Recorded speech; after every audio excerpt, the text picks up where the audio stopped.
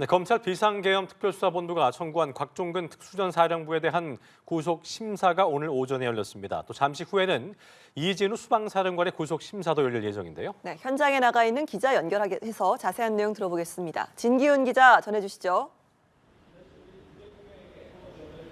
네, 서울중앙지검에 나와 있습니다. 오늘 오전부터 군 수뇌부들에 대한 구속영장 실질심사가 진행되고 있습니다. 먼저 계엄 당일 국회에 707 특수임무단을 투입한 곽종근 특수전사령관에 대한 구속심사가 오전 11시쯤부터 서울중앙지역 군사법원에서 열리고 있습니다.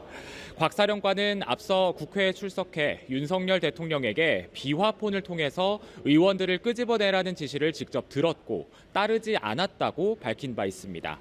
하지만 검찰은 곽 사령관이 국회 진술과 달리 계엄 당시 테이저건과 공포탄 사용을 건의했다는 박안수 육군 참모총장 진술을 확보하는 등 곽 사령관의 거짓 진술 정황을 확인한 걸로 전해졌습니다. 곽 사령관은 구속심사에 출석하면서 어떤 점을 소명할 건지 테이저건이나 공포탄 사용을 건의했다는 의혹 등에 대한 취재진 질문에 아무 답을 하지 않고 법원으로 들어갔습니다. 또 잠시 후인 오후 3시 30분쯤에는 이진우 수도방위 사령관에 대한 구속심사도 열리는데요. 이 사령관 역시 계엄 당시 국회에 소속 부대를 투입한 인물로 윤 대통령에게 끌어내라는 지시를 받았다고 검찰에 진술한 바 있습니다. 검찰은 이 사령관이 계엄 선포 전 계엄 작전을 알고 있던 정황을 포착한 것으로도 알려졌습니다. 또 계엄 사령관을 맡았던 박안수 육군 참모총장에 대한 구속심사는 내일 진행됩니다. 한편 불법 수사를 주장하며 조사를 거부하고 있는 김용현 전 국방부 장관에 대한 검찰 특수본의 조사는 오늘 불발됐습니다. 검찰이 강제연행 카드까지 꺼냈지만 김 전 장관 측이 강제연행에 강하게 반발하면서 오늘 조사는 일단 무산됐습니다.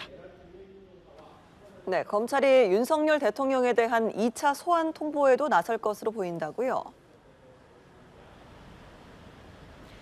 네, 검찰은 앞서 윤석열 대통령에게 어제 오전 10시에 소환 조사를 받으라고 요구했지만 윤 대통령이 이를 거부하면서 검찰의 윤 대통령에 대한 첫 번째 소환 조사는 실패로 돌아갔습니다.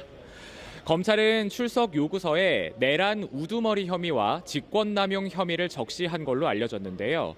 검찰은 오늘 윤 대통령에게 2차 소환을 통보한다는 계획입니다.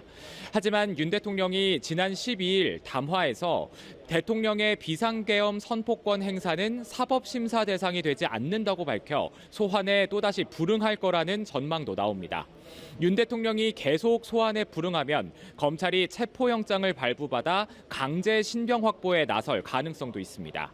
윤 대통령이 소환 조사를 받게 되면 헌정사상 처음으로 피의자 신분으로 조사를 받는 현직 대통령이 됩니다. 지금까지 서울중앙지검에서 연합뉴스TV 진기훈입니다.